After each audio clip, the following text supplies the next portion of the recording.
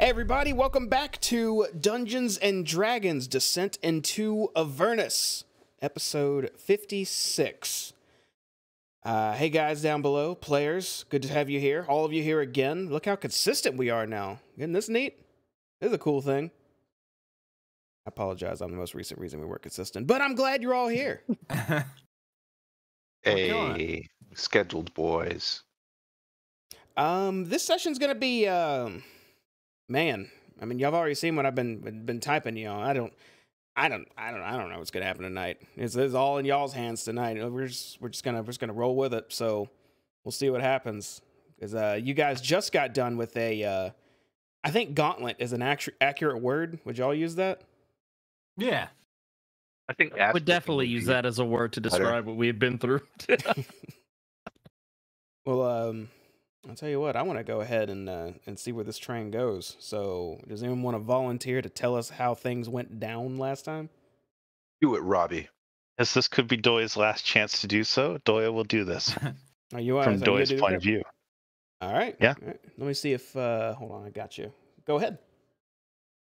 So we started off last session having finished a couple of grueling fights, and we had taken a long rest at the doors to a possibly holy sanctum of some sort, because it was free of all the corruption that surrounds us. After a few minutes of figuring out how doors work, we opened it up, and there at the end of the hallway was potentially what we've been looking for in this place. A mystical sword that was owned by Zariel the Angel.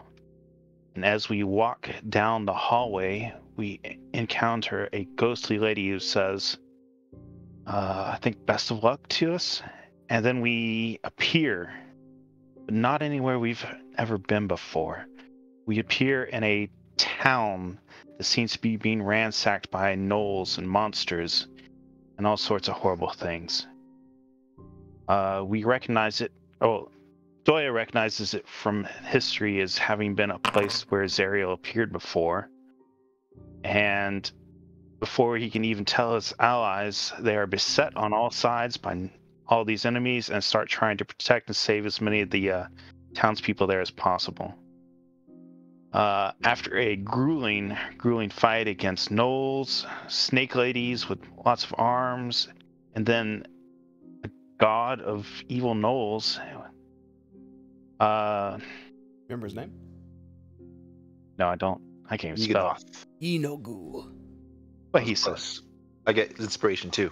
Keep going, Doya. After getting into the final rounds of combat with him, Zariel herself shows up with our good friend Lulu.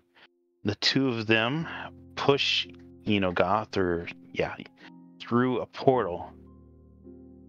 And that looks like that has saved the day. But in the meantime, Doya has gone down and seen his life flash before his eyes, having been knocked unconscious and then beaten up on the ground. Hopefully everybody else is okay, and we'll get through this, and we'll see what happens to Doya here in just a second. All right, that's pretty good, Doya. You guys are, oh, yeah, you're all, well, at the moment, most of you are okay, but yeah, you are in a bit of a dire circumstance. You go and have inspiration for the evening, all right? Let's see if you'll have an opportunity to use it. Hey. You guys have survived this, whatever this is, of Edelglen, even all the way up to where you're fighting a literal arch-devil demon itself. And here you all are, still able to breathe. So good on that. Let's see where this goes. I'm going to take y'all over to the game screen here and put it in y'all's hands. So, as a reminder of where exactly we ended up, Zug, you are severely wounded off to the side. Yes. Doya, you are on the ground, unconscious, bleeding out. Stab, you are over Doya. Looks like you were about to try to help him somehow. That's right. Hayes, you are catching your breath near this huge statue of an angel that looks extremely similar to the actual angel standing not that far from you right now. What would everyone like to do?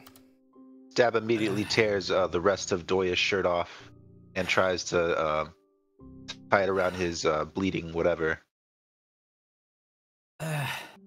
Was it so hard to try and stick to the plan? Stab, make a medicine check. Depending on how he rolls, Doya, get ready to make a death savings throw.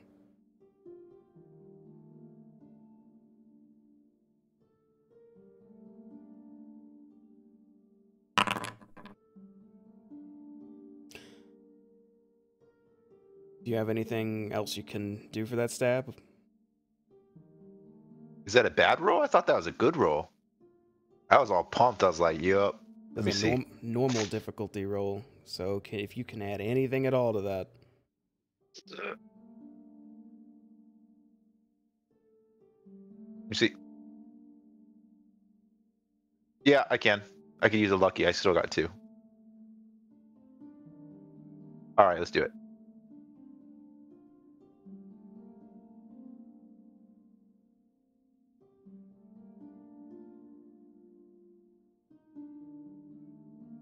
Ooh! Give you my last lucky Doya just because he's so cute to me. There you go. Yay! All right. I'm out of luckies anyways. Fuck you. So, Stab, you lean down and immediately start trying to patch up just Doya, just to staunch this blood flow that's coming out of him. And you succeed. He seems to still be breathing, but he doesn't seem to be getting worse. What's everyone else doing? Oh, yeah. All I was saying was right by the statue. Why are you all so far away? I'm kind of... Doya's down. Yeah, clearly. Stars kind of walk by. Stomped. And I'm gonna go over here and just kind of look over in Zug's general direction. Like I'm gonna kind of approach the angel here, and I'm gonna like just almost like on my tiptoes stand up and look over and see if I can see Zug. You do. You see him on one knee catching his breath right now. He looks like he's really hurt, but he is alive. All right. Just barely. Still alive, still breathing. All right. I look back at Stab and Doya. Do I feel confident in what I see with Stab patching up Doya? Do I answer that or do you, Jamie? Oh, that's up to Hayes. Or I guess Stab. Describe what it looks like you're doing to Doya.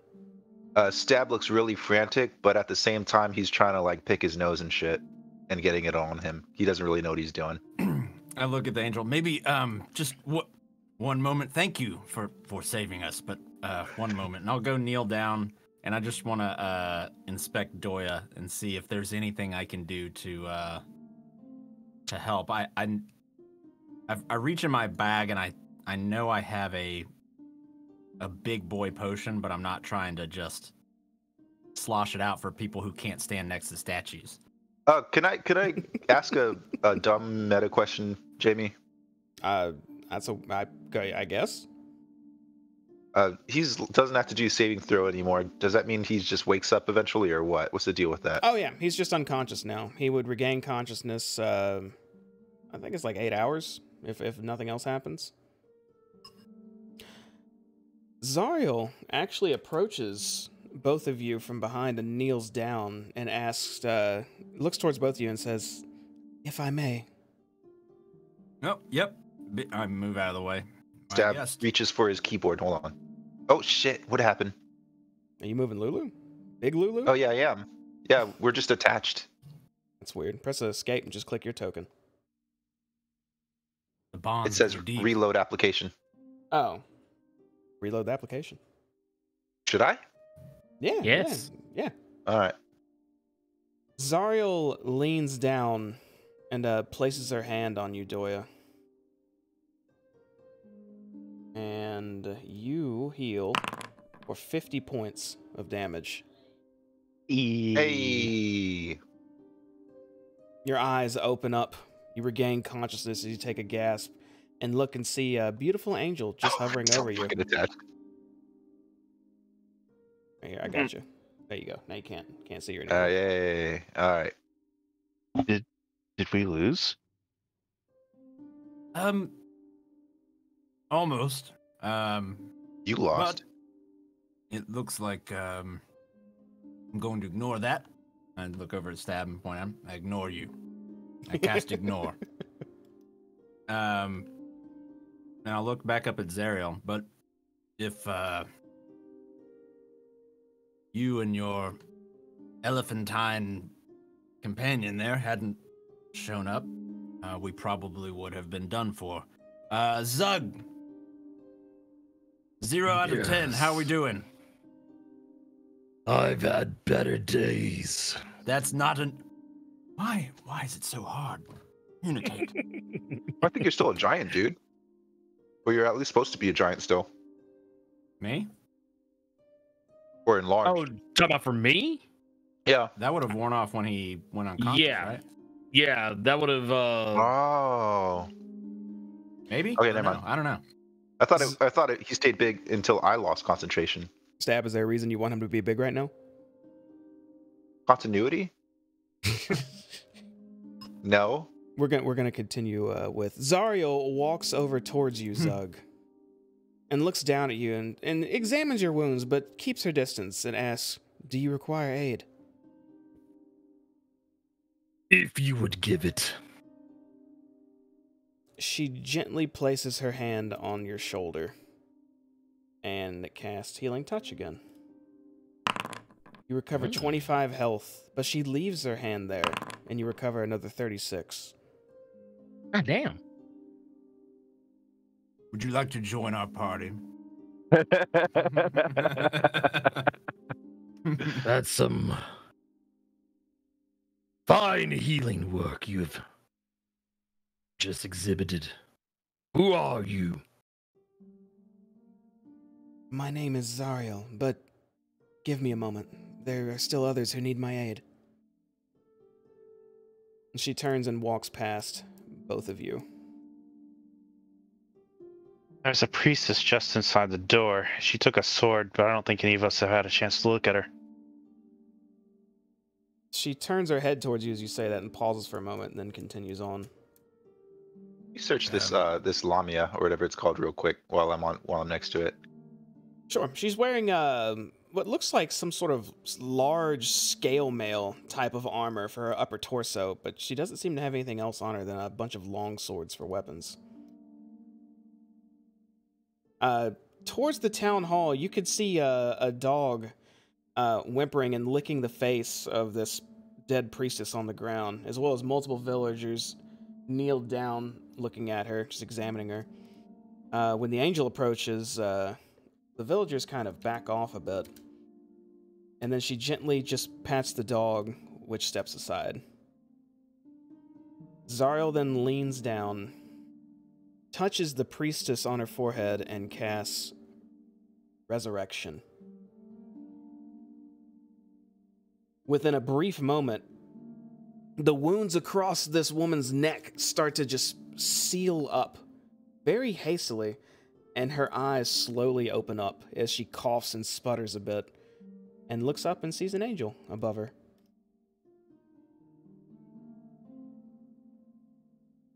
Well, I can't say I've seen that before. In person, I've heard about it. I don't suppose you have anything that could, I don't know, restore magical pool of some sort? Just livelihood. She turns to you slightly and says, "Only healing and resurrection to an extent, of which I'm almost out of now." She stands up and turns and looks at the town that's just burned down, more bodies everywhere, and just lets out a long sigh and says, "Too late again. They just wouldn't listen, and this is the outcome." What do you mean too late? What is again? She doesn't respond to you as she's staring out at the town, and you can hear the sound of multiple, galloping hoof prints, or hoof steps, whatever you call them, coming from the middle or the outskirts of the town. And you could see what looked like knights just rolling in. A few covered in a bit of blood, a bit of gore. Looks like they've done a lot of slaying on the way here. And they stop near this statue. And, the one out front calls out, "Well, there were a lot of them, but looks like you handled your own here. I'd say that was quite the challenge you had to do, but I'm glad you're alive." And she just approaches you guys casually and gives you a wink. Honestly, it was quite nothing. Honestly, we were very close to having things all tied up before you all arrived here as well. So it's just good timing. Nice work.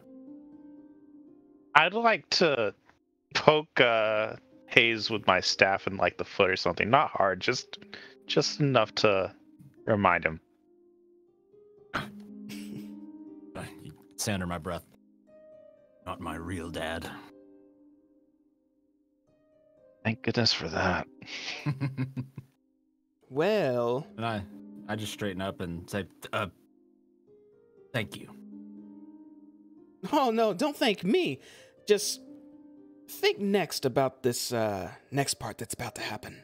And as she says that, she freezes in place, as does everything around you. Everyone who is breathing, moving, anything is frozen, except for all of you and Zariel, who turns around to face all of you, looking down at you, Stab, and then the rest of you, and says, "Yunugu slaughtered those I swore to protect.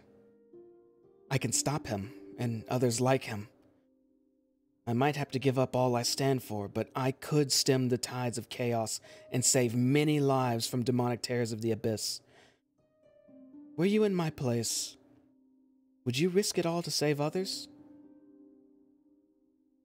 And she just looks out at all of you like she's expecting an answer from each one of you, and she locks eyes with you, Stab.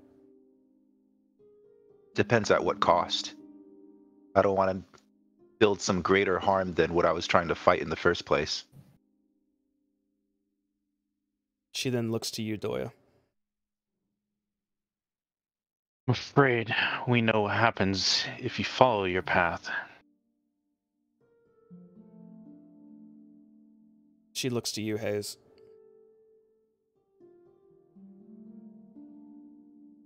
I suppose I would try and do as much as I could with the time that I had.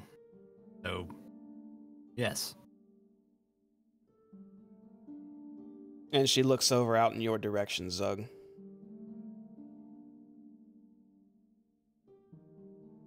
Won't look directly at her. He'll just kind of be staring off at all the destruction, dead bodies. He'll just spit on the ground and say, "I would win by any means necessary. No price is too high. So long as my enemy's blood is bathed over my hammer, Well, drinks are I'll on do the whatever side. it takes to win. If you have the stomach for it." He was ready for that one. He was the last to answer, too. Zariel takes another look at all of you and says, "Thank you for your answers. I believe you all know already what happens next." And she walks past you and holds her hand out right here, and a portal starts to form. And it gets larger and larger until it looks like rows of soldiers can walk through it. She then takes one more look back in your direction and then starts to step through. And as soon as she does, everything flashes white again. And within a split second, you all are back in the Bleeding Citadel. The first thing you notice is that all the wounds, everything that happened to you, is on your body now. If you got cut, stabbed, hurt, everything was about as real as it can get. Aww. Shit. The second thing you notice is a familiar face floating at the end of the hallway you're in. As the specter floats forward and says, "And here you are again. Safe and sound, it looks like." So, What kind of fucking shit dream was that? Was Got it a hurt from dream? it. It What was that? It was a failsafe. And she points back towards Lulu. And as soon as she does, Lulu starts to speak and says, "I remember everything now. Edelglim was the last straw. We followed Zariel to Avernus, but the evil there proved to be too much for us. Asmodeus appeared and promised Zariel infernal legions to end the blood war, but she had to give the Lord of the Nine Hells her fealty.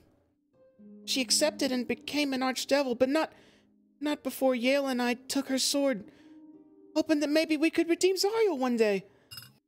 I gave up my magic and my memories, and Yale," she looks over towards Yale, "she gave her life to build this place and protect the sword." But Yale just puts her hand on her chest and just lightly nods. Oops, sorry, Lulu. So, you're saying that there's an opportunity to save Zariel? Yale moves forward a bit more and says, "She was good once. Perhaps there's something left. There has to be. Surely she could have hunted Lulu down by now, or sought to find and destroy this place, but she left it alone. Why? Is it too insignificant for her? No. These were too big a part of her life. So maybe, just maybe, there's a chance. But either way, suppose it's your choice in the end. You've conquered the trial and you've faced many, but I'm afraid you've got one more in front of you." Well, sure, but what happened to her crusade? She traded everything for what? Her aim is to use the power of the devils at her disposal to destroy all demons. More souls, more weapons, more fuel. No, right, I get that, but how's that all going? It doesn't look like it's gone great, to be honest. Yale just shakes her head and says, "It doesn't seem to look that way. Either way..." Right, so perhaps she was just consumed with whatever devilish power she was infused with, and now we need to set it right, one way or another. That's what I think too. She's not bad. She was forced to be bad. Well, that doesn't make up for actions one has done, but suppose if we can save someone, it's worth trying. If there's a way. Shit, she'd be more good as a good. Did you see how fucking good she could heal?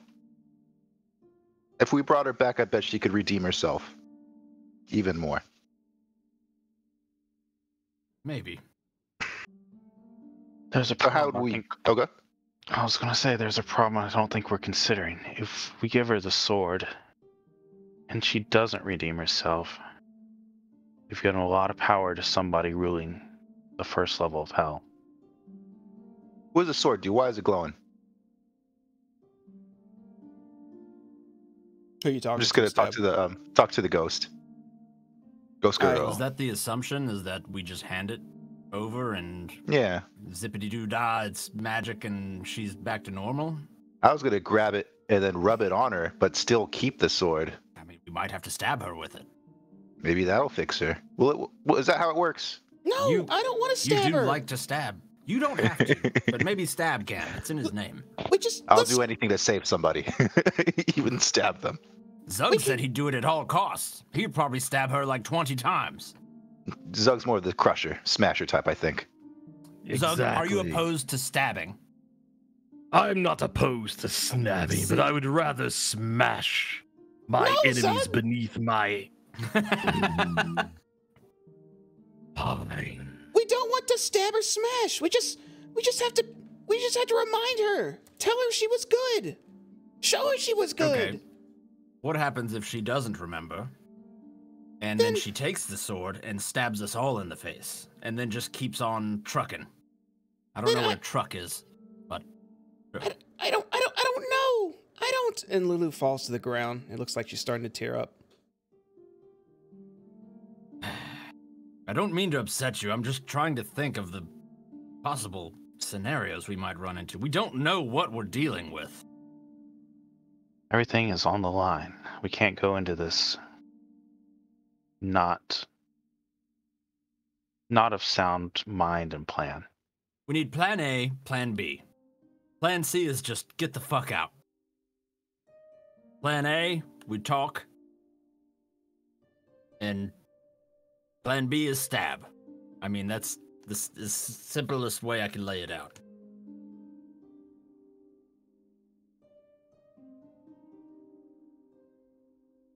Nope. Right. Seems as though we have a plan. 2 plans. Hey. We'll carry the sword then. What kind of sword is it? Speaking of which, I believe my job here is done. You've overcome the trial. You're now the guardians of this to do what you see fit. I just hope you do the right thing. I will warn you 2 things. Very important things if you take this burden. The first, you must be of one heart, all of you, to claim this. If you're at odds with one another, I am uncertain of the consequences. And second, whoever obtains this blade, you will never be the same. What sort of power does this grant? I'm afraid you'll have to see for yourself, as Yale is already starting to dissipate. That better be the last booby trap. If any of y'all have any questions, you have a time to ask like 1 right now before she vanishes. I just glanced over to Doya. Glory. Would we be able to bring back the city of Elturel? Why we're here? She looks to you, Hayes, and says, I believe you may have already found the key. Right here. And then looks to you, Doya, and just pats her chest and says, For glory. And then she vanishes. Hey. Why did she look at you? What was that? I said the thing, the Elturel thing, for glory to her first, while you were thinking of your question. Right, I asked her the question and then she looked at you and made a gesture. This is not looking good for us being one of heart. I'm fine with taking the sword. I'm just saying the whole damn reason we came here was for Elturel's yes or no question, and she gave some cryptic bullshit, and then looked at you and said, for glory? What is that? I think it means that we'll have to be strong in order to take Elturel back with Okay, this sword. we're all being cryptic today. Let's all be strong together. Very well, then. I sit on this bench. Now, the next question is, are we one of heart? And I'm going to look at Stab, who's almost touching the sword already. Stab is just staring at the sword. But he Stab, didn't touch it. you can see in clear carving in common, and it looks like an inscription at the base of this dais, and it reads, "The hero who becomes one with this blade exists no longer. Which of you is brave enough to draw the blade and be gone forever?" Ooh. There's some cryptic shit on this, guys. Shocking. What's it say, Stab? It says whoever touched this sword is gonna be someone else. Forever. What kind of sword is it, Jamie? Oh, Ernie, you're muted, Zug, by the way. Yeah, Zug just shoves past Stab and just looks at the sword, just kind of... He wants to see what kind it is first before he touches it. It looks like a longsword. He just looks at it, like he's kind of peering at it, almost as if like it's some alien thing. He's like, A rather puny blade. Many have died for it, though. They died for a toothpick. I'm just gonna pick it up, guys. See what it feels like. You guys cool with that? I don't know if you should. What are we gonna just leave it here? No. So, Zug, are you 100% on board with working with us to turn Avernus around?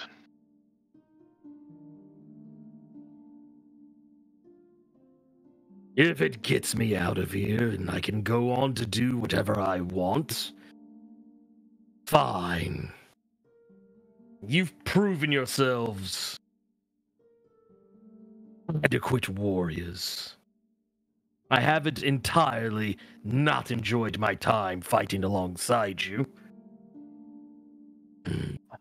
That's Yeah, you look pretty happy out there. You a happy guy, man. So long as you provide me with enemies to destroy beneath my boot, If this I don't sword care who our enemy is. Doya's not Stab. Stab's gonna go towards Doya and kind of discreetly whisper so Zug doesn't hear. Shit, maybe if this sword erases personalities, maybe Zug should take it.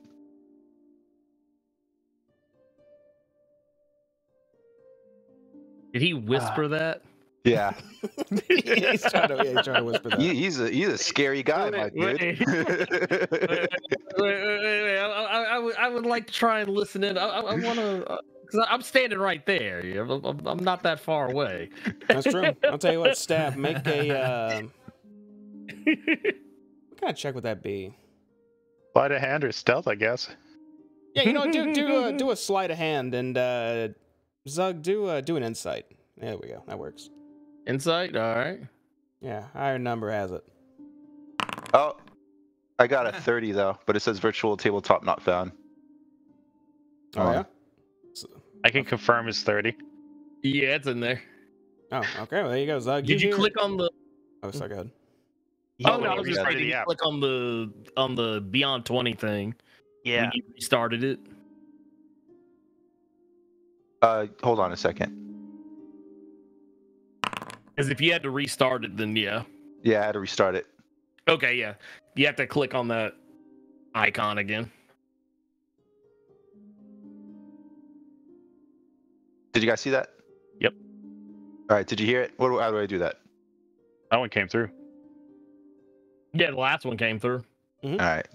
Did Zug pick up on that, or He is did Stab not. gonna have to start running? He did not. He did not hear you.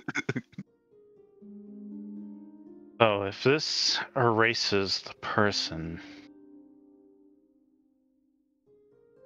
I think it means either they don't get to leave,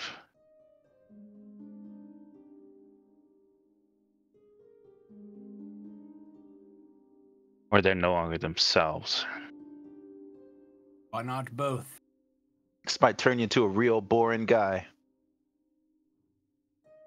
Well, I'm a real old boring guy.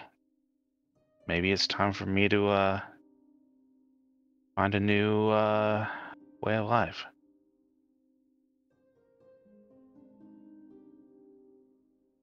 And I've been in possession of well, I guess you should say, not in possession of my soul because it's been bound to this place.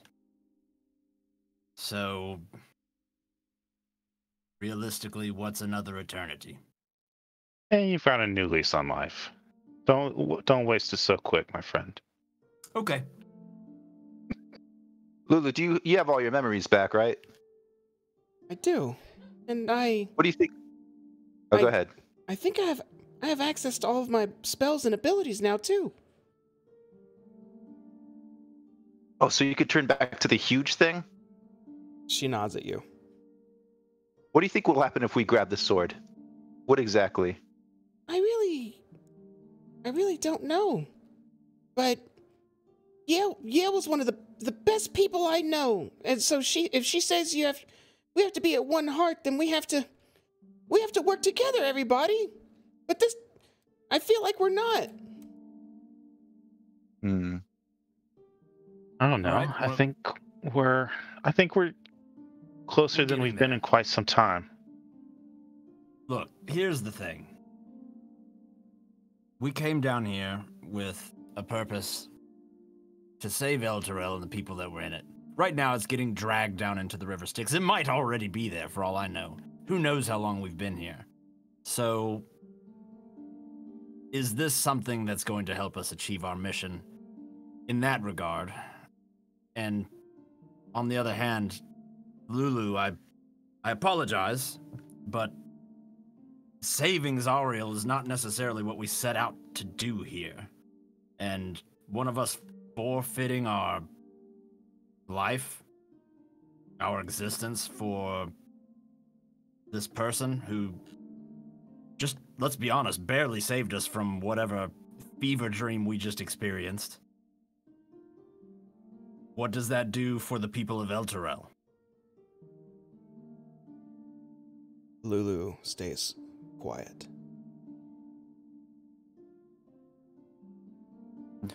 All I'm saying is this. If one of you are perfectly willing to give up your existence, then, and you are volunteering to do it, I will not stop you. And I will continue on whatever journey that leads us to. I'm just saying you need to be absolutely certain that that is what you wish. Because there's no going home after that. This is it. But we're all thinking, save the city, rescue the lady, if we can, and try to go home, right?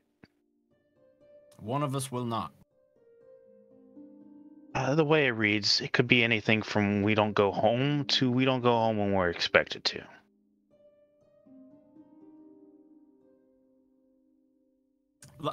I kind of move up, I brush past Stab, and I'd like to go in and get a look at the inscription myself. I haven't looked at it with my own two eyes.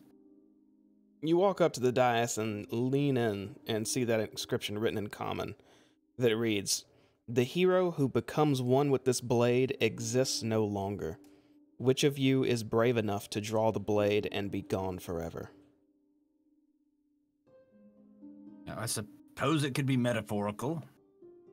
It could say you've ascended to something greater, and you are no longer the peasant you were prior to picking up this blade. Or it could mean, and I kind of glance over at Lulu, that you have no memory of who you are, where you're from, your family, your friends. Your life is gone. Again, if you're willing to take that chance, I'm not going to stop you. I set out here to save Elturel and do as much good as I can, but I can't know that picking this sword up myself will do anyone any good. I'm gonna do it. I was about to say one last question then. Oh. Would you still be my friend if I didn't know you? Who said we were friends to begin with? Damn. I kind of grin at him a little bit, and I say, We're all kind of just a bunch of assholes here, Doy. I don't know. I say, of course I would. I want to reach for the sword really quickly. I was actually going to try and do the same. I was gonna do that too. I take a step back. As one. And that other guy. As one and that other guy. The three of you reach for the sword at the same time.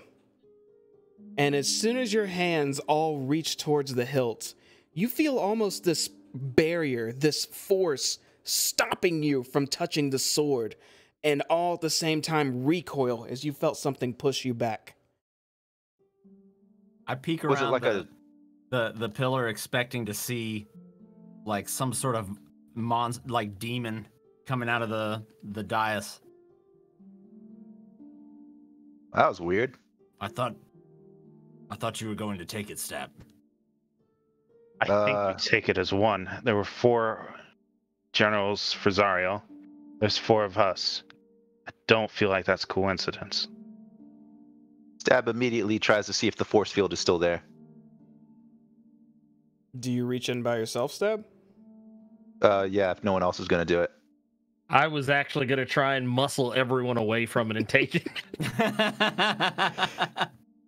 The moment both of you reach for it again, you feel this barrier persist, this invisible force, almost like your hand's a magnet and the other end is the same type, as you are pushed away again from the blade. All right, Zuggy boy. It's me and you, man.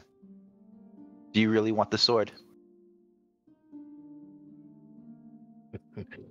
Listening to you all cry and whine about this toothpick of a blade, no one has the courage to take it for themselves.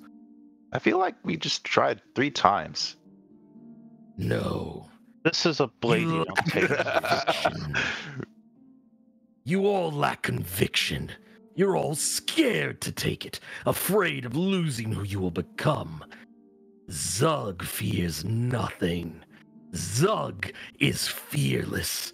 Nothing can change me. Lulu floats by, kind of gingerly, a bit meekly, and says, I think we all have to agree on who it is.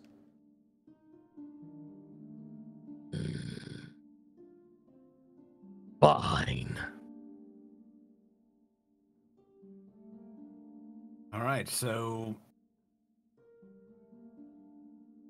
we have 3 people who are clearly determined. I could do it too. 4. People who are clearly determined. Wait, and I look at her, feet. Can you even hold a sword? I'll hold it in my I mean, trunk. I know your trunk, but how will you blow your trumpet? I don't know. I'll do it. It's a magic sword, Hayes. It probably will adapt to her form. Ooh, maybe it would, replace your tusks. I have an idea. In my band of raiders, whenever we wanted to settle disputes, we did it with either contest of strength or whoever who was fastest to grab and pull it. I say we all put our hands on the blade, and whoever can take it at the same time, that is who shall keep it. I don't know if that'll work, Zug. You think that'll work with the force field? What if we all put our hands on it at the same time? I don't want to put my hands Maybe. on it. Well then, If we all accept it, then maybe it'll work. As long as we agree, we're technically of one heart still, right? the Okay. little one has a point. All right, I'm fine with that. Let's make that that leaves it somewhat up to chance.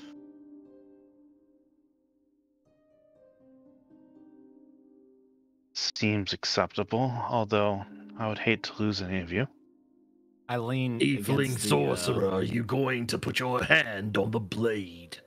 No, I assumed we were all agreeing that the 3 of you were going to agree to go in on it. I don't want it. We've tried that before and it didn't work. What Were you we not haven't listening tried- to the little one? I did listen to the little one. The little one said we needed to agree on one person to take it. No, the little one just said we should all try. If that's the case, we would all be of one heart. Zug's got a point on this one. That sounds like a medical condition more than anything else. All right, fine. Fine. So are you all going to try All to right. reach in and grab this thing and accept the outcome of whoever grabs it? Mm-hmm. Sure. I say, out of character, I say same time. Everybody same time, same mind. Lulu says, okay, I agree to this too. And I'll, if one of you can do it, I'll watch. She backs up. Wait, why does she get to watch? She's not one of us. She's not of one heart. No, Hayes. whatever. I Lulu agree can't with all of wield you. the blade. All right, on 3. 1, 2, 3. Stab reaches as fast as he can. Same. Doya and Hayes. As well. Yep. I reach in. Oh, Okay. are you All right. sniveling motherfucker? All of you, whichever one is higher, make an acrobatics or athletics check. Oh, I'm gonna lose. The highest roll gets it. Dang. This is the one? This is the one? Doya, what Doya? you got? Oh, looks like Stab gets erased. Stab. You just hastily grab the sword and rip it from this stone right before any other hands reach it, and the blade is in your hands. Lulu floats around to get a look, but while she's moving, Stab, a sense of calm starts to envelop you, and you close your eyes briefly, just feeling this sword. You feel its energy flowing through your body, but when you open your eyes, you see a portal appear right here. The rest of you look over and can see something opening up over there. It looks about humanoid-sized, and as you look, Stab, you can hear a voice from this portal. All of you can hear this voice as it says, Stab? Stab, are you there? Stab, you recognize this voice from your past. It's a woman you went sailing with before. Yeah, I'm here. Stab, Stab? A woman comes into view in the portal. She's a bit translucent, but you can make out her features. This is absolutely, this is Sam, Stab. You're staring at her, and she looks towards you and says, I don't know what's happening, but something has pulled my soul here. It said something about me coming back. It said there was a chance to join you. But it's talking to me now. It's saying something of a trade for some sword? Stab, I don't know what's going on. What is this? I don't know what's going on. Stab looks around and see if anyone else could see her. Everyone can.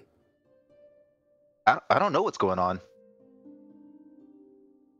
It's saying if you throw the sword in here, I can come back. I can come back, Stab, please. Help me. Ah, I want to peer like behind. Like, can I? It's like a WoW portal where I can see Orgrimmar through it. Like, what's in that portal? It looks more like a bit of a void almost. It's deep blue, got some squiggly lines behind it. But you see a woman almost like she's in between two planes of existence, like right on the cusp of it. Like she's trying to push out of it but can't, and she looks terrified. Like a confused girl. I'm going to try something that I'm pretty sure is not going to work, but I'm still going to try it.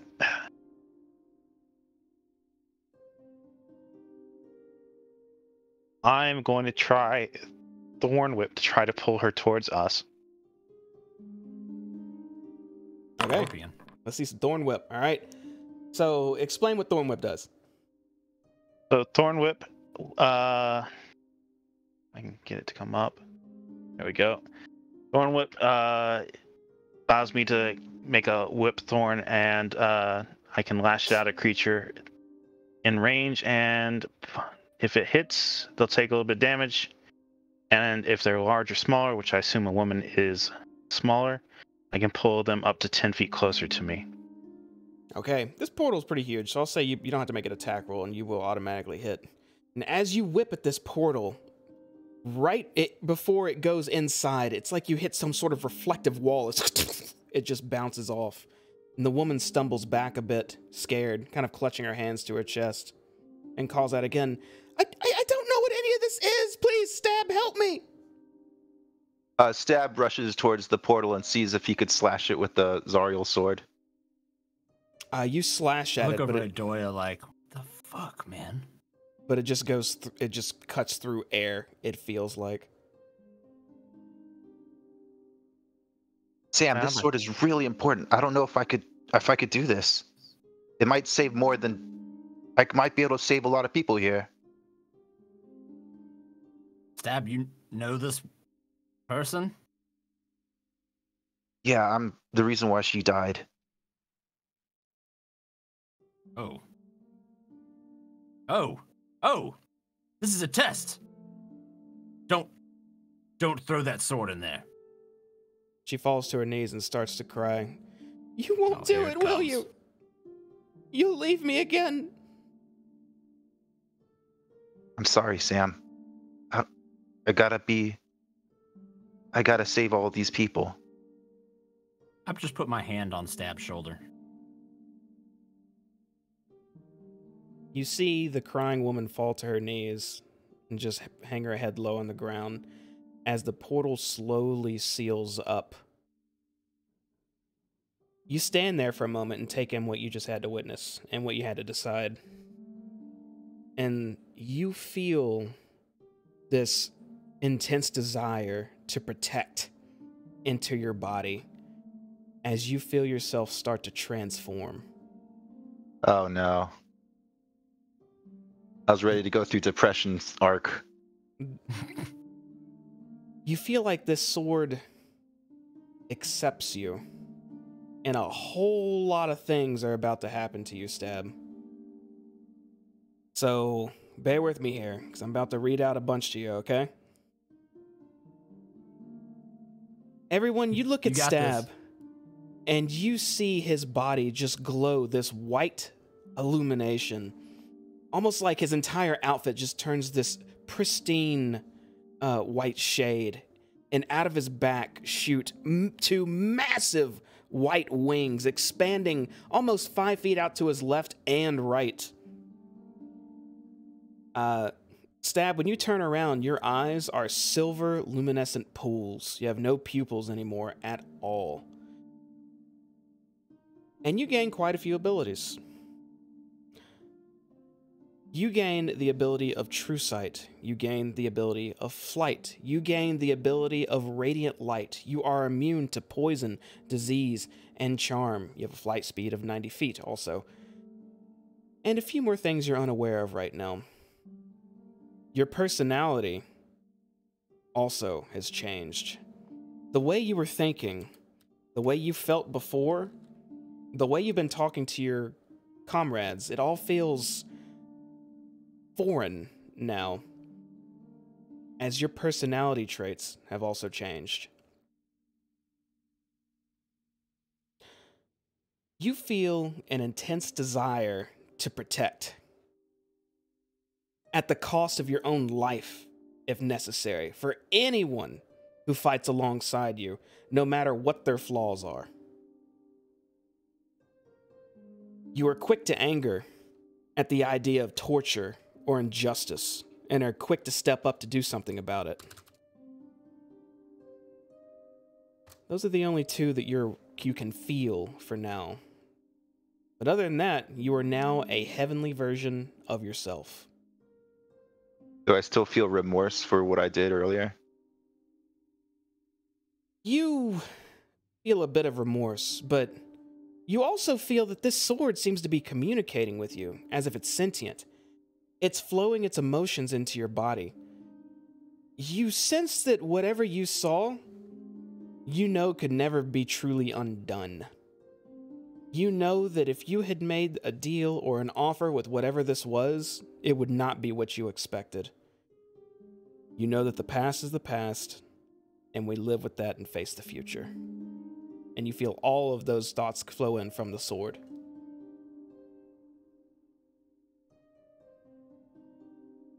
Does it? Hmm. So I assume his back was kind of facing the rest of us. Mm-hmm. Would we have noticed any of that change from where we're standing, or does it just look like he just had a brain freeze? You saw all that. You saw wings shoot out of his back. You saw his clothes and body just light up in this white aura. He turned and you see his eyes are just deep pools of silver. You see all that. I just look over at Doya. Stab I in don't your think I can change that. Okay. In your inventory, Stab, you now have the Sword of Zariel. You can look at it if you want to see everything it can do. But if you'd like, I can give you a little bit more of a rundown. You got a few more things here. Rundown, please. Sure. You speak, read, and write Celestial. You have resistance to necrotic and radiant damage. Your charisma score is automatically 20 now. You know about your true sight. You know about your wings. Your new personality. Actually, there's something I missed here. Let's see. It's your duty to protect the weak. You would die for those who fight beside you. You are quick to anger when you witness cruelty and injustice. Oh, there is a fourth trait. You are willing to sacrifice innocent lives for the greater good. Oh, wow. Can't think of anything holier. All right. You have advantage on insight checks. So those new personality traits, just whatever your stab was before, that's how you feel and react now due to the blade. Okay. That's a... Sab turns towards his group of friends. I don't feel any different. You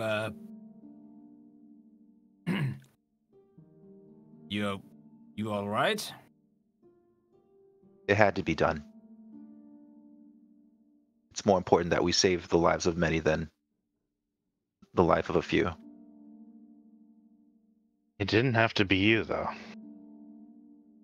I can't see anything. Oh, okay. Well, it's because your eyes are all glossed over now. Oh, damn. Well, Do I look like a freak? Do I look good? Hey, you look Is it a good look? pretty good. You look pretty good. Caught you staring. A little bit. A little bit. I look Stab back. wants to try out his wings. Sure. You have winged boots How as does well. that work? Which Oh, ones yeah. are you using? The actual back wings. Okay.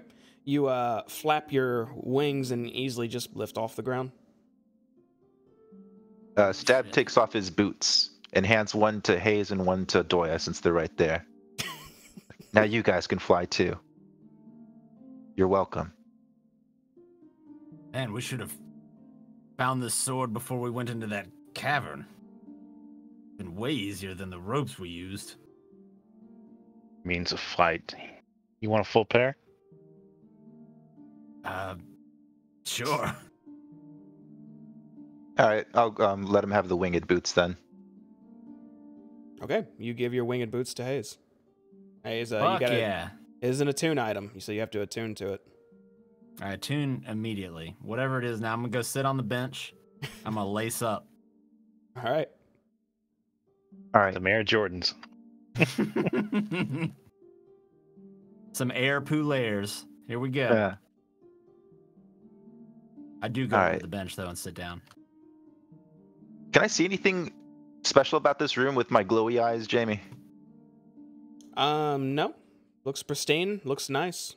Your true sight doesn't net you anything else. Also, do you know what true sight does? I think I could just see through everything. Yeah, kind of. If something's invisible, you could see it, no problem. If you're in complete pitch black darkness, you could see it. If you're in pitch black magical darkness, you could still see it. Yeah, you have true sight. Your eyes will not be deterred. I'll What have to boots add are that to these, your sheet. Jamie? Let me look at Stab's Winged boots. shoot. Yeah, I think they're called winged boots. Yeah, winged boots. Okay. You want me to add them myself? Yeah.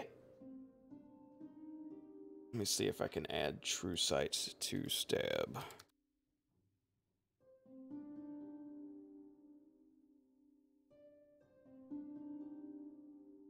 I'll find it eventually. Oh well.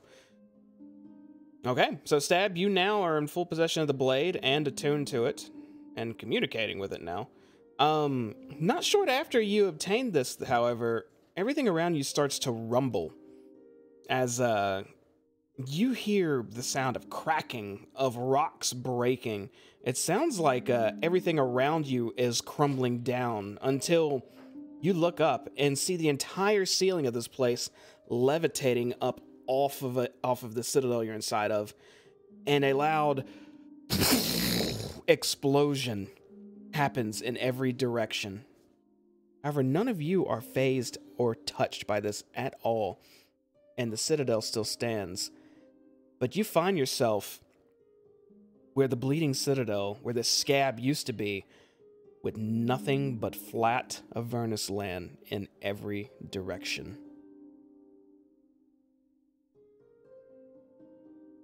Seems we've overstayed our welcome here.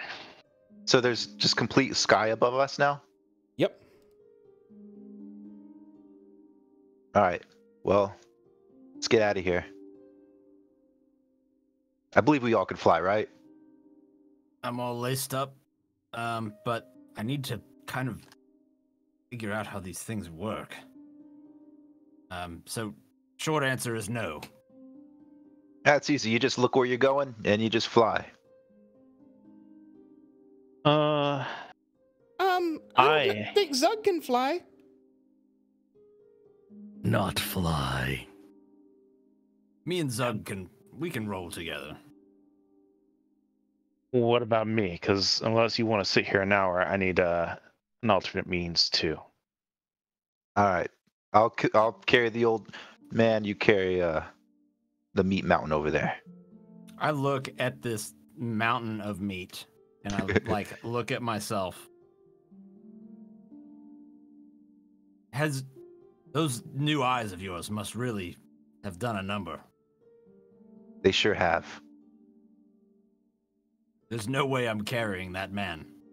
Okay, fine. Switch. Stab immediately puts his hands on Zug and tries to fly. Unless you want to stop me, Zug. I can do you one better, Stab, because I won't stop him. as you try to grab onto Zug, your hands actually go through him. Oh shit! As you realize Zug is starting to phase out of what looks like existence, kind of how Yale did. You look at your own hands, and the same is happening to you, and Lulu, and Hayes, and Doya, as all of you start to vanish. Everything goes dim and dark, just for a brief bit, until suddenly your sight returns once again, for maybe the third or fourth time, and you find yourself at the Arches of Ulak, right outside the gates, or the portals. Where? Oh, I see. There's still a sphinx sitting off to the side? There is not actually anywhere in sight of a sphinx.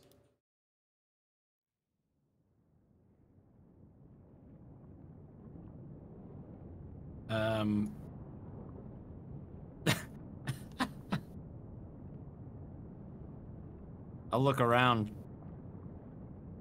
and I'll glance over at Stab.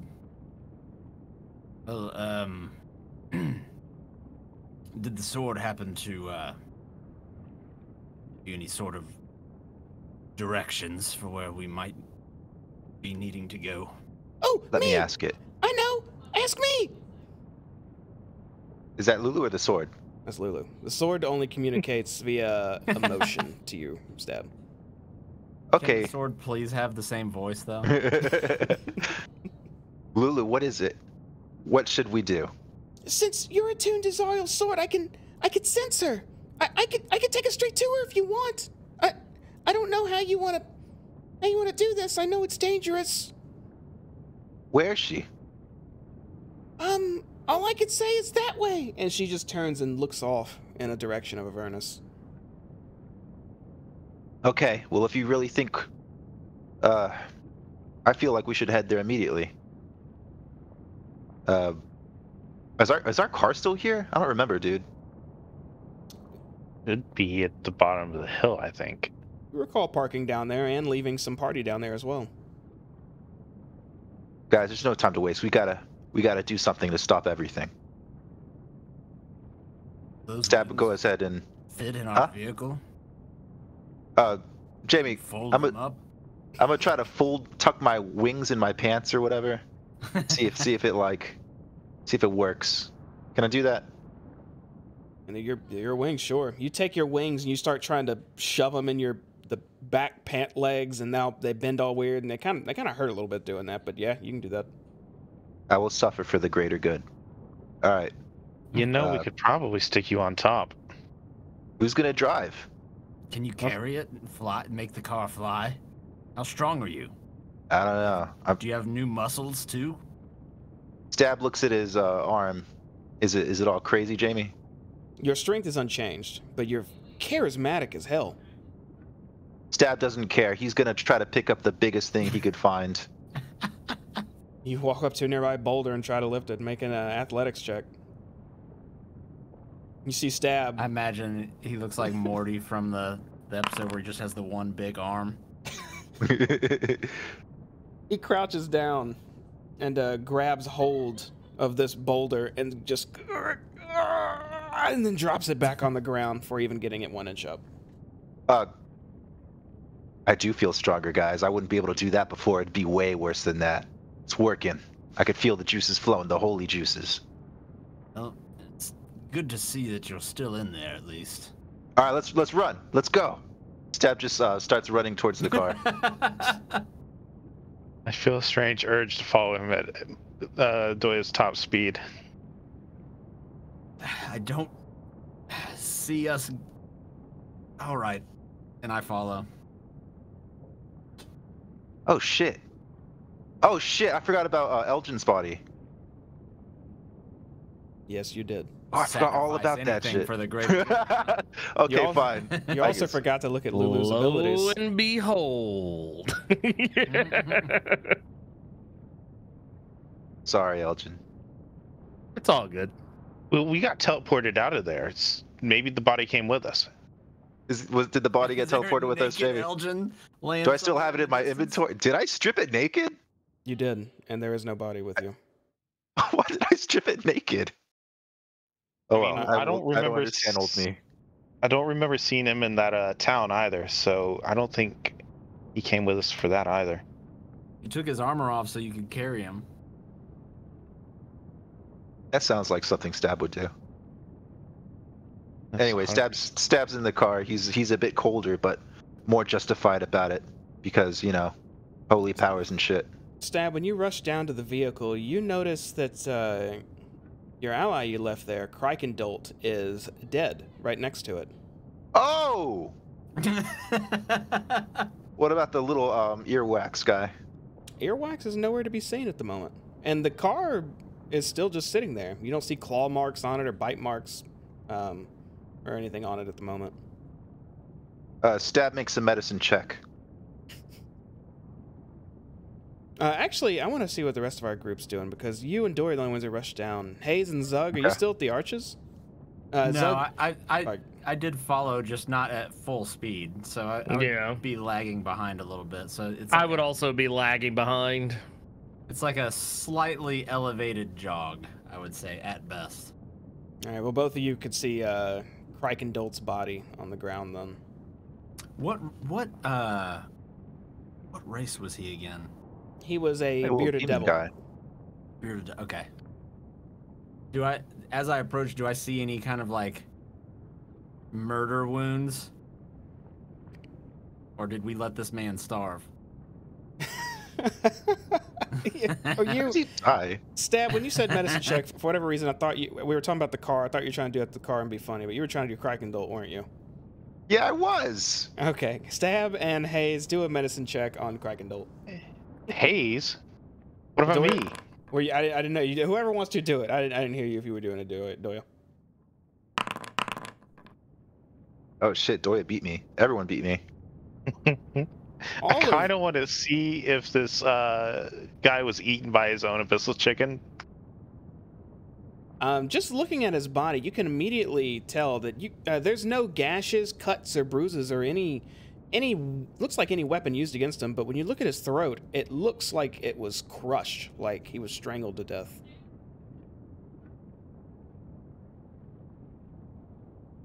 There's evil afoot. Stab tries to bring him back to life, even though he has no spell, because he thinks he can do it, because he's an angel now.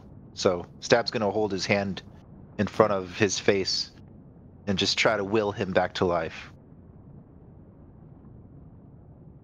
You do just that. You hold your hand in front of you into Krakendolt, and nothing happens. I lean over to Doya. I honestly wasn't sure if that was. I was kind of thinking that might actually work.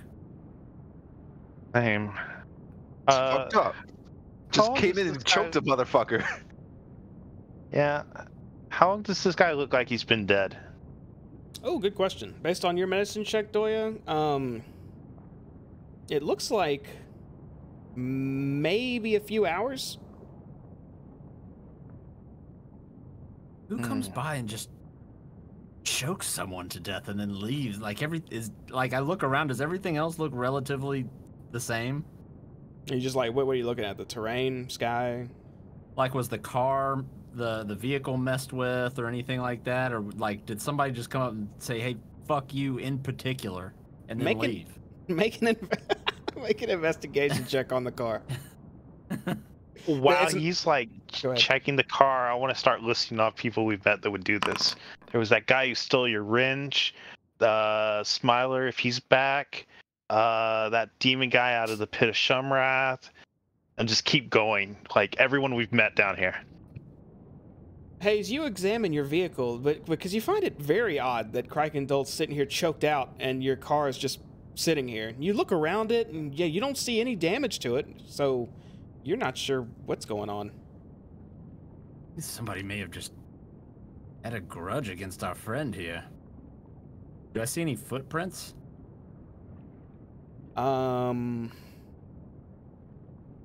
Make a survival check.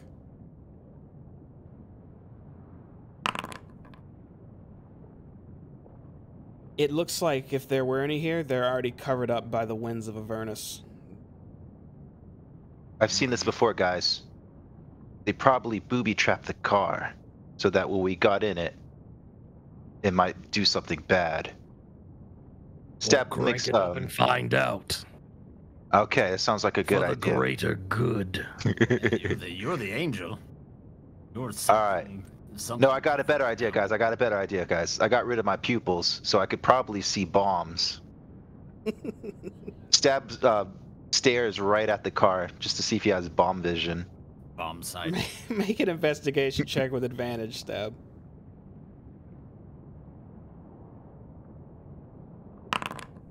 Oh. Well, All right, guys, get in. I'm gonna start it. Your eyes don't let you see through the vehicle, but you give it a once over and you definitely do not find any bombs. I think we're good, guys. But if you don't feel like it, I'll just start it up myself. I mean, honestly, if we've gone this far and faced all the things we have, and a ramshackle car bomb is the thing that does us all in, I suppose that's comedic justice in one way or another, some form or fashion, so sure. Or I could have Renchi take a look. Pretty good with that kind of thing. I forgot about Renchi. Everybody forgets about Renchi. Sorry, Renchi. He can't hear you right now. Okay, good. Well, then it's like it never happened. If those Stab- Renchis could read, they'd be very upset right now. Stab gets in the car. He's about to plop in a soul coin. I think I have one on me. Oh, wait. Is the car already running? Because the soul is. coin previous? It is not. Soul coin it up, baby. Stab puts a soul coin in there. Place a soul coin in, the car revs back to life as another soul is burned for eternity. Oh, yeah. I forgot about that shit. No matter the cost. Oops. Greater good. All right. Greater good, guys. Everyone in the greater good.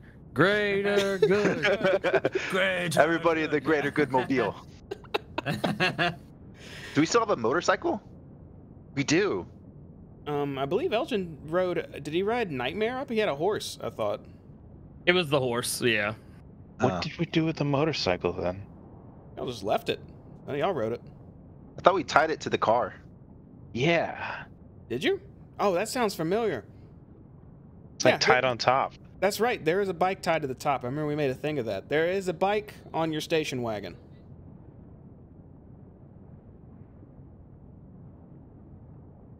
And it sounds like guys. I get in the regular car and sit down. I'll take the motorcycle. Zug starts New party, same formation. taking down the bonds of the bike and just manhandles it to the ground. Power that vehicle there, Zuck? Hmm? You have a way to power that vehicle there, Zuck? Is there still a... Well, how would one power a bike? With souls, I call out from inside the vehicle. Well, then give me one.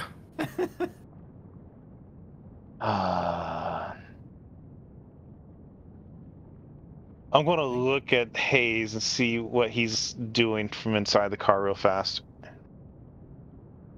At this point,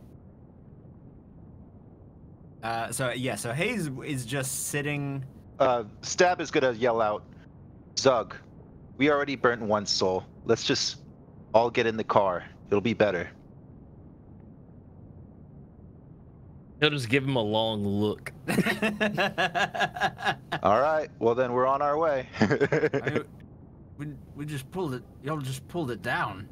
It was a lot of effort. Change our Wait, did it feel like pulled it down to tell me this? You a big man. You just put it. Because you have you ways. just You have did to use one hand.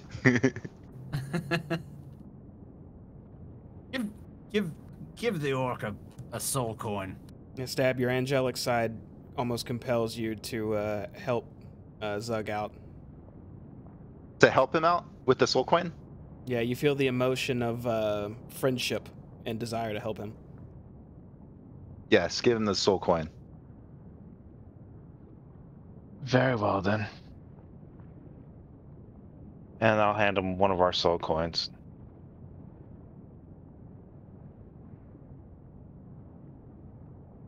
All right, Lulu, where are we going? Lulu looks out the front of the vehicle and then a bit to the right and just motions her trunk in that direction. All right, Stab fucking floors it. Well, first, yeah, I guess you can do that. You guys all take off. Zug, you're sitting on a bike and you're holding a coin. What do you do? I assumed you Zug just stares at it for a little bit and just looks to see if there's anywhere to put it. You do eventually find a slot after like kind of bashing on the handles a bit, and then like pushing on the sides, and then you see a slot, and then you decide, okay, perhaps this coin does fit here. And when you put it in there, the bike revs to life. Did I hear any scream from the shattering of a soul? You do. You hear just a faint in the back. He grins to himself.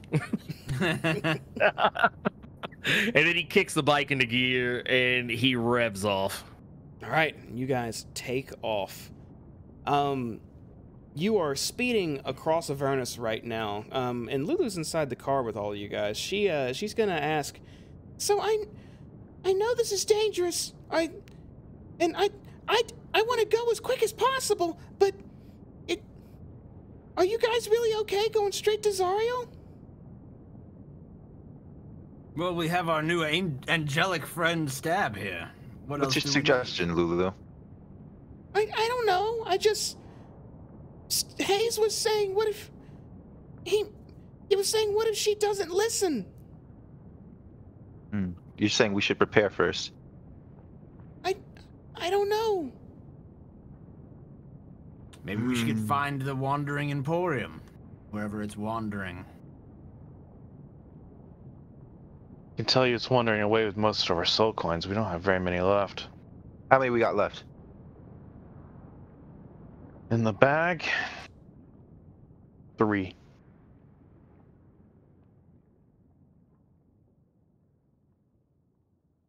Well, I mean, that seems like enough.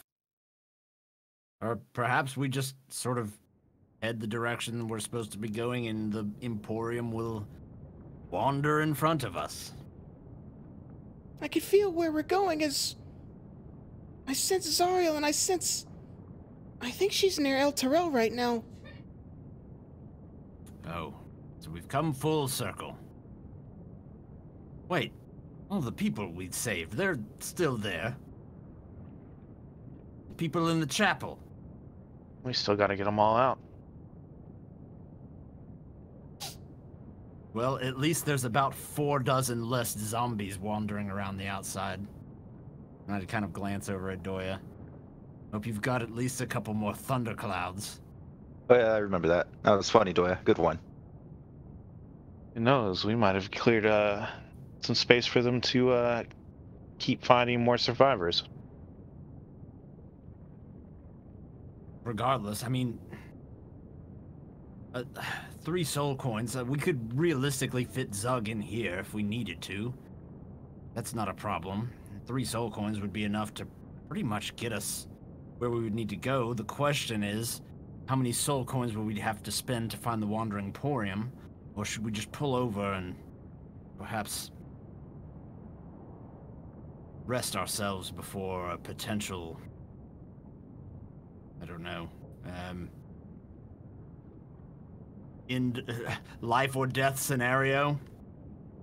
I've faced a couple of those quite recently, thank you very much. Well, we were there. Not quite as there as I was. What do you mean? He was extra there. Don't you understand? No. A few seconds, and I think this would be a party of 3. Oh, so we're just going to pretend that I didn't pass out and go unconscious. Cool. I fixed you. I don't think you were going to be able to do that for me. Don't know me. Right. I'm learning something new every day about you. About 30 minutes of driving has passed. Still heading in the direction that Lulu's pointed out to you, Stab. You start passing through, in between, it looks like a gully a little bit. Like there's some high cliff sides around you that open up occasionally in this more sparse, empty Avernus terrain. When suddenly you hear a loud from the bottom of your car, and it starts and comes to a complete stop. Zug, you nearly have to slam your bike brakes to prevent running into the back of this vehicle. I do so. Stab gets out of the car and tries to see what's going on with it. Did we hit something, Stab? I don't know. I know we didn't run out of fuel because the motorcycle's still going. Stab, you hop out of the vehicle and look at, try to look at it and see what's going on. You see the bottom of it, a critical portion that helps, I don't know anything about cars, that helps move the car, has just come off or shattered. It looks sheared heavily, but it doesn't make sense. You didn't run over anything that should have done that. There's no deep rocks or jagged rocks anywhere around here. Stab looks to see if he... Stab inspects the bottom of the car, see if there's some sort of sign of foul play. You start to inspect the bottom of the car, and I'll say you can go ahead and auto-succeed this one since you've already been checking before, but you see there was absolutely some foul play here, like this was intended. And the moment you notice that, you actually hear a woman's voice call out to you as she says, "Well, would you look at that? Exactly where she said you'd stop. Impressive." And a figure hops off from one of the cliff sides with wings. She floats down, and you all see her. This character looks very familiar as she floats down. We're still looking at the Avernus map. Oh, I know, because that's where you're going to see her. As you see this lady. Oh, I know that girl. No, I don't. Who are you? Oh, we do? Who is that, Doya? She's got a friend around here somewhere, I bet. You hear another What'd you do to our car? voice come out from behind a nearby crevice in the little gully you're in, as it says, yes, good to see you all again. Look at you all healthy and whatnot. I have to appreciate my own handiwork. Pinpointed you stopping exactly right here if you went full throttle. And you see 2 Irenyuses standing before you. What do you want? You just lean out the door and say, "What do you want?" The one familiar with you, this one says, "Well, truly I don't want anything, but, well, my employer, I suppose he'll just tell you himself." And she steps aside, as does her ally. As Stab, you see a figure that looks like they should be invisible, stepping forward, and it is huge and looks demonic. And it removes its invisibility and steps forward, and what you see is a massive pit fiend. You recognize this from visions that you've had before. This character Oh god, yeah. looks It's got the like fucking head condom on. the same exact character that severed Zariel's arm to begin with. This looks like Belle. They walk So up Oh, go ahead. holding a severed large head in their right hand. It looks like a pit fiend's head. The huge devil then says, I suppose I have you to thank for sending this to my doorstep. and then lobs the head in front of your vehicle. And when you look down, you see it as the head of Shumrath. Oh. I just I lean back inside the car and just sit down.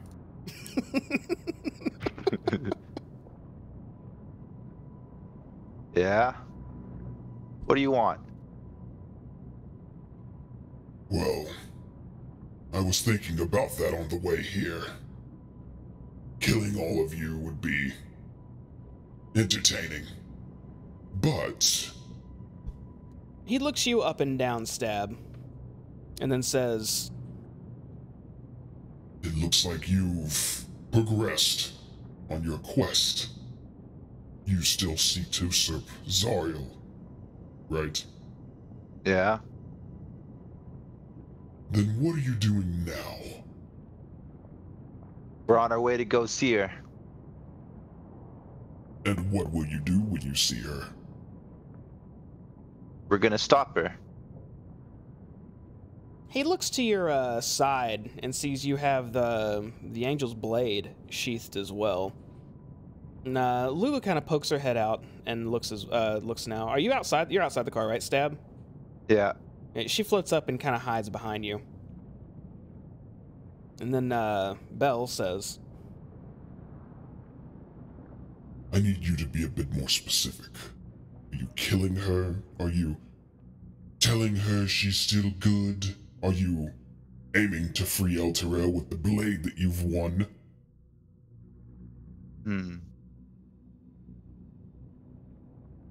We're gonna persuade her to stop.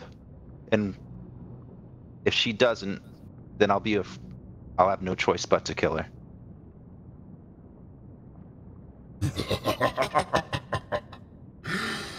Oh, how magnificent it would be to see her fall back to her radiant ways. It would merely prove my point. And that is why you still live. Continue. Succeed. Rid of her, one way or another. Or shatter the companion with your blade. Matters not. Make her look weak. But I warn you, and about to narrate in Belle voice. He looks down at Shumrath's head and says, this is only because you have something I want. A service that you're offering me, whether you realize it or not. If you fail, Zariel is going to be the least of your concerns. I'll be dead if I fail. he just kind of looks at you for a moment. And then he looks towards Lulu and almost seems to be taunting her as he says, Oh, how sad it is to lose a friend like that. I was aiming for her head originally, you know.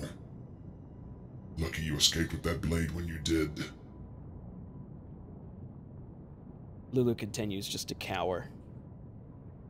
As Belle just turns around and starts to walk away. Did any of you do anything? I'm still sitting inside the vehicle as though I'm like waiting for my mom to come out of the store. Does my sword of justice want me to do something? Because right now I'm just gonna let him go. You do feel a bit of anger when he starts taunting Lulu. It's okay, Lulu. We'll bring her back. It's not gonna go the way he wants. Belle continues to walk away until you see him shimmer again and go invisible. Except to you, Stab. You still see his form there. And you see him crouch and launch his wings and take off into the air. Both of the Aaron-Yesses... Oh, what's up, Stab? Oh, go ahead. Sorry. Both of the Aaron-Yesses do just a quick bow to you and start flapping their wings and turn and fly off. Well, the fuck is he talking about? Wants me to make it there, but he's gonna fucking shit all over this car. Stab's just gonna try to fix it while he's saying that. I'll reach in my bag and wake up Wrenchy. Wrenchy, do you think you could go down and give our resident angel a hand with repairing the vehicle? Wrenchy sprouts arms and legs as before and says to you, I don't remember Wrenchy's voice, but I'm gonna try. Yeah, I'll get right on it. I'm on it right now. I got it. And hops off your hand and goes down to Stab. Starts trying to repair the car. Stab, the damage done to this car is immense. It looks like it's going to take a whole day to do this. Well, if this isn't a sign that we should take a long rest here, guys, I don't know what is. Long or short? I almost shit myself. I thought we were gonna fight that guy. I was feeling really guilty about pressing forward, but we fucked off. Thank goodness. It was a group decision, Stab. All right, guys, get comfy in the car. Get comfy. The rest of things is just what I needed. Stab is gonna look towards Zug and just hold his fist out like this. Give him the signal.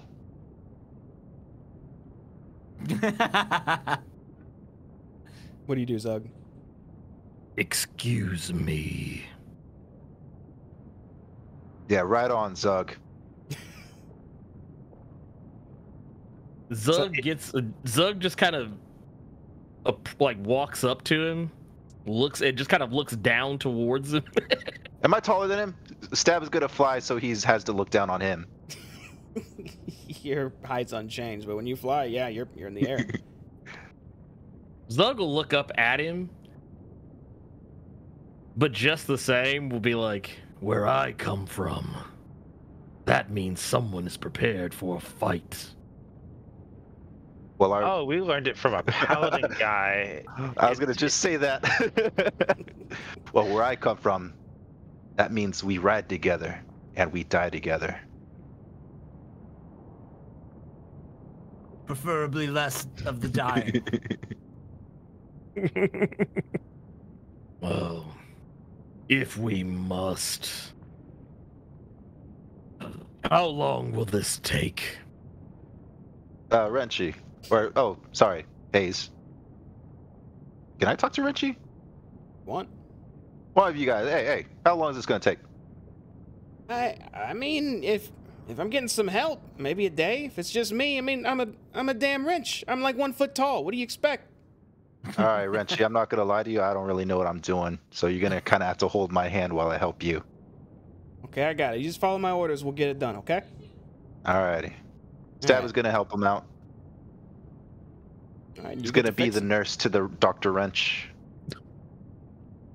Doya, you have the highest passive perception, right? So I'm gonna go ahead and Yeah. say, make an insight check for me. Insight or perception? Insight. Okay. So That's when Belle was talking about shattering the companion with the blade, you notice Lulu like sort of tense up and her eyes get wide, almost like she was about to start shouting something, but she held back.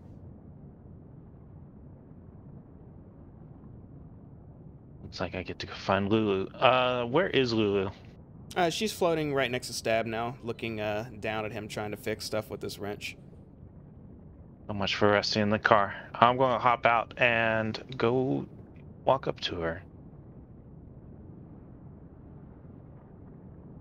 Yep, she's just floating there. She knows you approach. She goes, "Oh, hey, Doya. That was pretty scary, but I guess now we're gonna take a forced break and then go straight to Zariel, right?" Right. I don't like the fact that we're being forced into this break. I'd rather it had been our own choice. But that's not what I want to talk to you about. What happens if we break the companion? I don't know. What do you mean? How would we even do that? I bet the sword here has the power to do it, and you seemed very nervous about that idea. Make another insight check. You notice when you bring that up, she actually looks a lot more nervous and says, I don't know what would happen. The sword would probably break. It'd probably be bad. You're saying the sword would break if we destroyed the companion? Does it get its power from it? No, it doesn't, but it. And she starts to tear up again and then just lands on her bottom and says, I don't want to tell you. I don't want to tell you. And starts crying. Lulu, these have been rough days for you. Your best friend and most stalwart companion has unfortunately been evil for the last bit of time. And you've found us. We're going to do everything we can do to make that right. But we have to go in with both eyes open. Lulu sniffles a bit and says, Zariel's sword can destroy the companion. And if you do, El Terrell will be freed. But there's something else, isn't there? Yes, we have to try to save Zariel. We can't just free El Terrell and leave her here. I believe, and maybe it's the beliefs of an old fool, but we will do everything we can to save your friend. If it can be done, we will find a way. But it may be that we have to save El Terrell first. She sniffles again and says, If you use the sword on the companion, the sword will break. And the companion, too. El Terrell will be saved, but any chance at saving Zariel will be gone. I didn't want to tell you. That's good information, Lulu. It means we have to save Zariel first. She suddenly Even gets if wide-eyed. that wasn't the easy idea. She looks up at you and says, Do you mean that? Do you really mean that? With all that I am.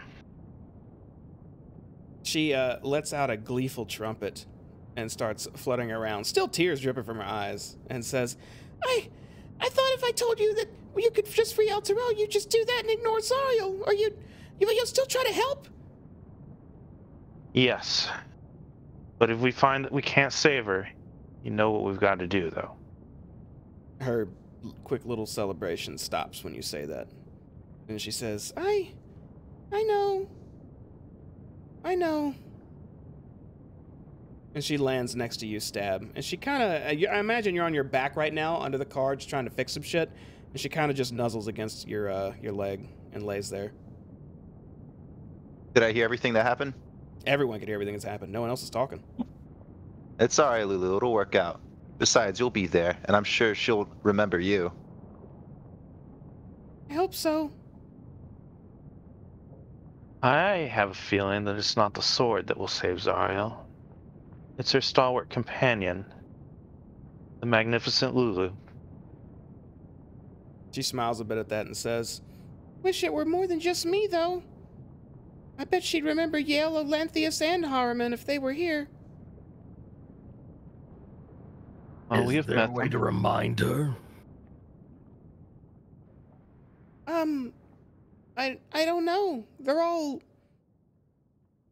Well, I don't know about Harriman, and I know Olanthius is still at that tomb, but I know Yale is gone. I don't know how we could. Oh shit, Mold Earth to the fucking rescue. Stab is gonna cast Mold Earth and have it be the shape of those people she just said that I saw. You can make little miniatures of them.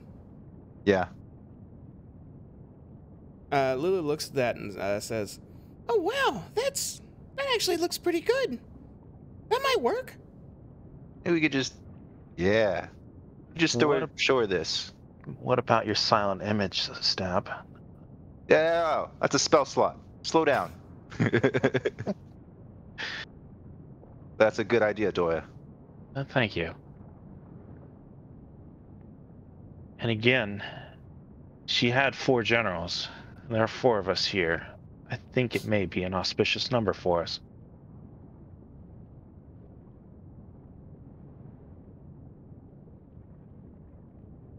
Is there anything else you're holding back, Lulu?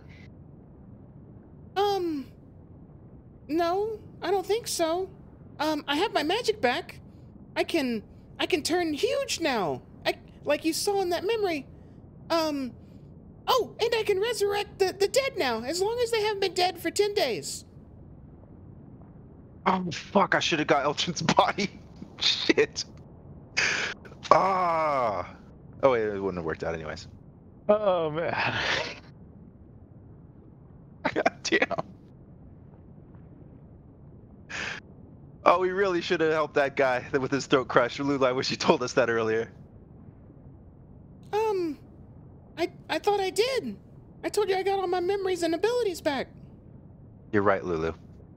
I don't think we ever knew what you could do, Lulu. Yeah. We should have asked. I guess. Maybe I should have told. That's okay. Let's both be wrong. We're learning together, Lulu. Yeah. I also... You promise you're still gonna help save Zariel? Sure. I promise that we will do everything in our power to save Zariel. I also have the ability of teleportation, but not the kind like you're right there and then you're over there.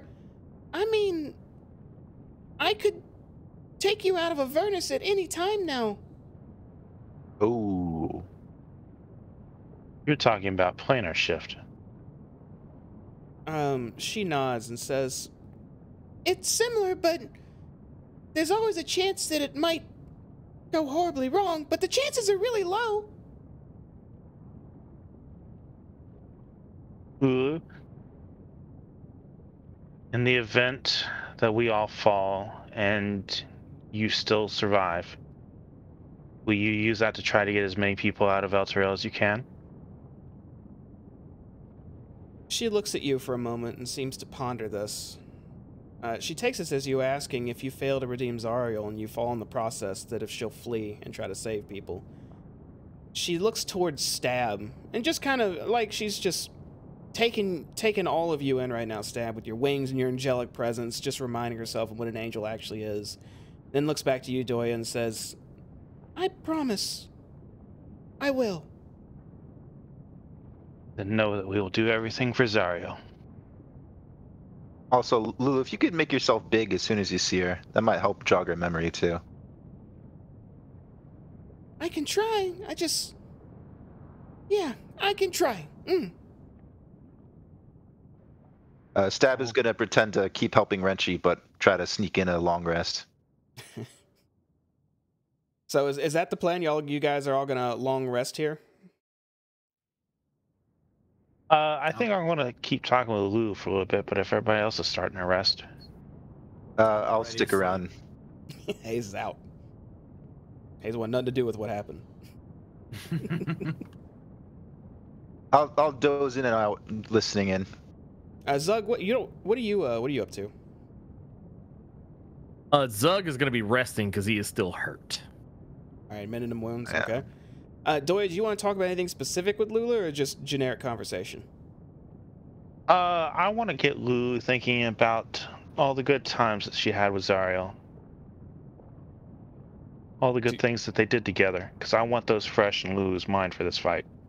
Might come in handy. To lift her spirits and whatnot based on her past. And maybe, hopefully, jar some thoughts that might bring Lulu back to, Zariel back to herself. Oh, actually, okay. You know what? I'll use that to tell you this too. While talking with Lulu, you start talking about her past and her good times with Zariel, and Lulu mentions all the many battles that she fought devils and demons with Zariel in the past, and she starts talking about one particular fight where they almost didn't make it out, but thanks to her aura, they were fine. And then she perks up and says, "Oh, that's right. I have one more ability that may help you. It's called the Aura of Invulnerability.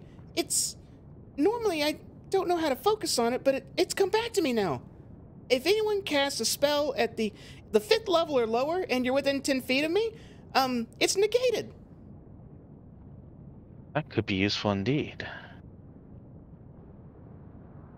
Lou, now that you have your memories back, can you answer a question for me?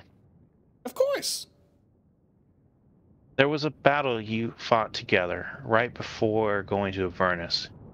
You were in a town overrun by gnolls and other things. You'd come, but the battle was down to the last enemy, and y'all pushed him through. Do you remember this fight? I do. I remember all of it. Who else was there?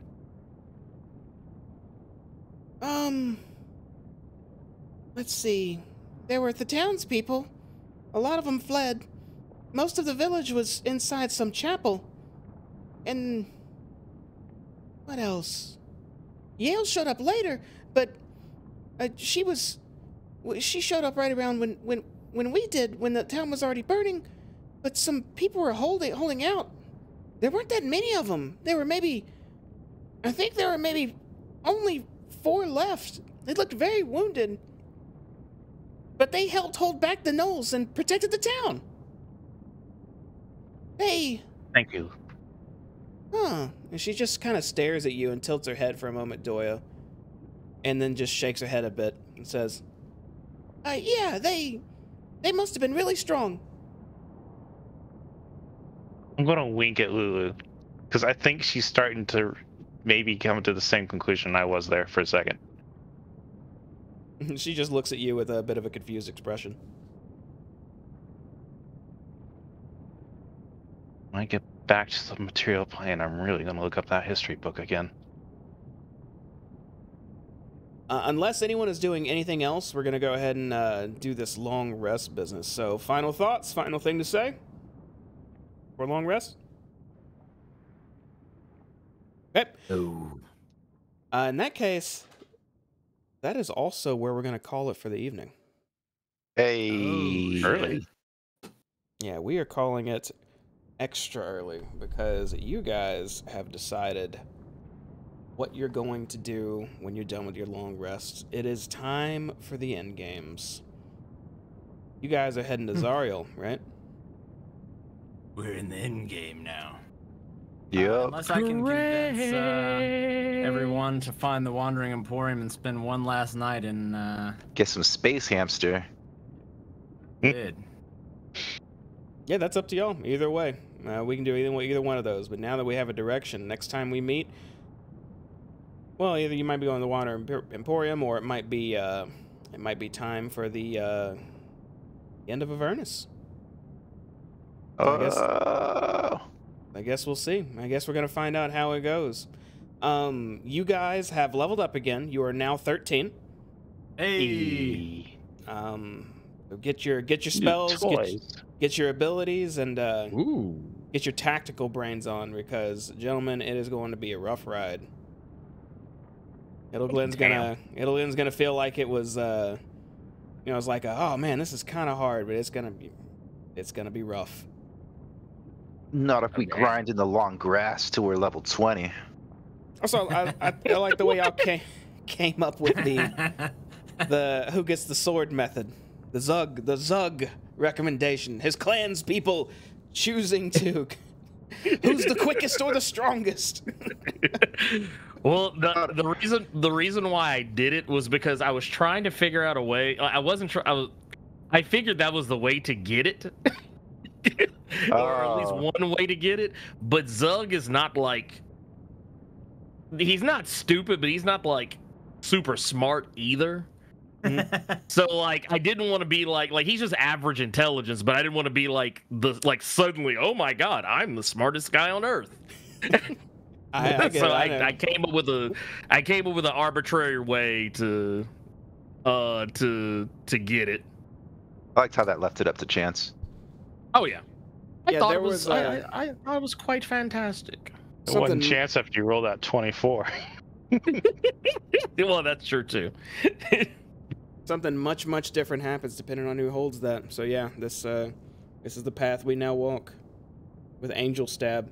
You got to act angelic now. You can't be regular Stab anymore. Better use them personality traits. Stab except holier. Yeah, you are willing to sacrifice everything and be the good guy and, protect the weak. Don't tolerate bad shit. You're now super good guy. Ooh, greater good. And you can share with your allies all the stuff on the. Did you look at your inventory, Stab? I gave away my boots. No, look at your inventory. You should see a new weapon. Also, it's not very. It's. Ugh, fuck. Oh, the cat's drooling on me. Oh god. Drooling cat. Ugh. It means he likes you. Oh, it smells so bad too. You got the sword of Zariel now, Stab. I don't see it. Wait, really? I put it on your sheet. I didn't give it to the wrong guy, did I? Oh shit. Oh, hit refresh on your page. Oh. I can figure it out later too. Oh, I see it. Yeah. So yeah, if you want to, you can share that with your allies. That doesn't have to be none of that's secret or anything. That's just a reminder of all the stuff it does. You'll need to manually set some of that. A lot of it is not automatic. Okay. Oh shit! I just thought of something. If we all pass the sword around, we could all be angel people. Maybe you haven't tried that yet, have you? I think you're muted. Yeah, you muted. Ernie, if you're trying to talk. I wouldn't. I imagine something that powerful, you'd have to be attuned to it, so it wouldn't be the most practical way. He ruined it already. He is right. It's an attune item, Stab. You can't do that. But I bet you're going to try next session. I was going to try next session. Hold this, Hayes. I wanted to create a zombie horde. Well, no, that's why I wanted to shut it down before before we wasted any time trying. Bring up new questions. If we attempt each of us to attune to it, will we at least get like the glowy eyes and stuff? Will we get the wings? I'm not touching it. Will Stab lose the wings and the glowy eye when he de-attunes to the item? It's like cooties. It's with you for life. That's what I'm wondering. Oh, that's some crazy questions. This man. I know all the answers to, but I'm not going to tell you. Explore it as you see fit. Not the cooties. Does anyone have anything else before I get us out of here super early? We're in like an hour early this time. Hey, we were an hour late last time, so it all balances out. That's right. Party at Jamie's house. That is true. Oh yeah, we went to. We owe y'all another hour too. I think we went an hour over last time too. Big old long. An hour over?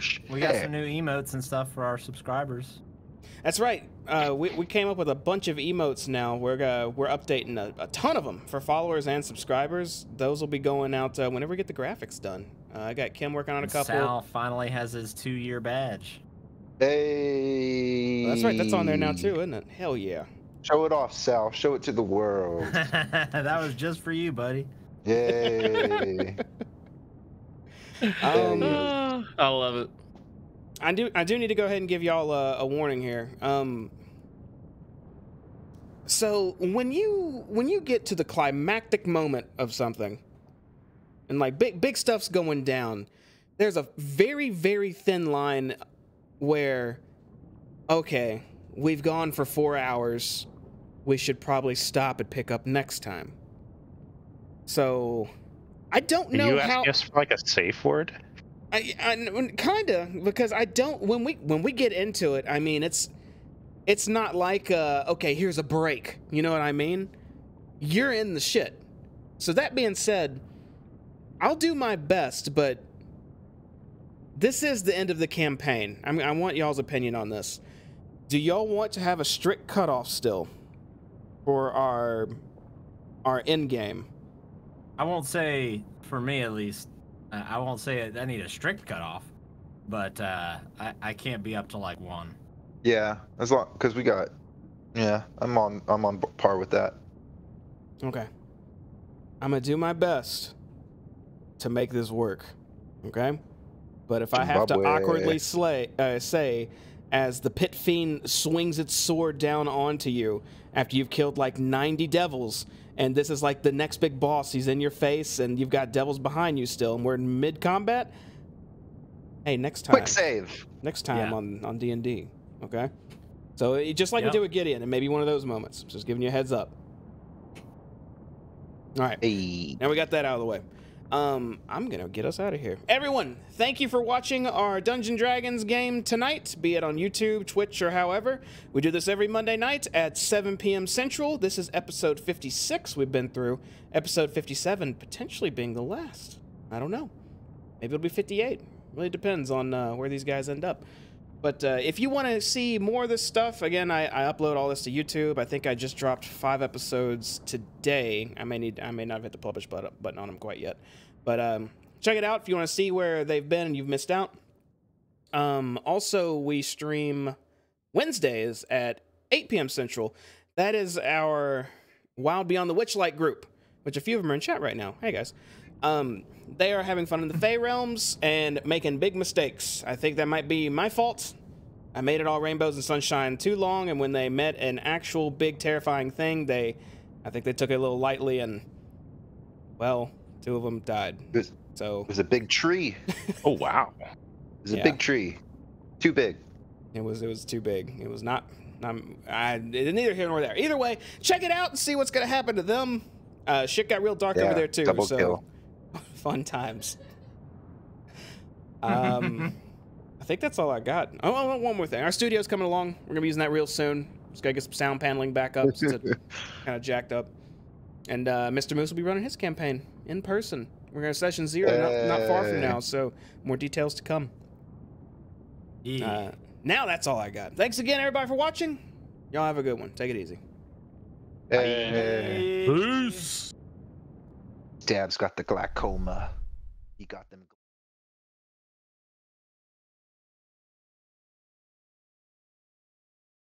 You say Stab had the glaucoma? What? Oh, because the silver eyes. Cataracts. What?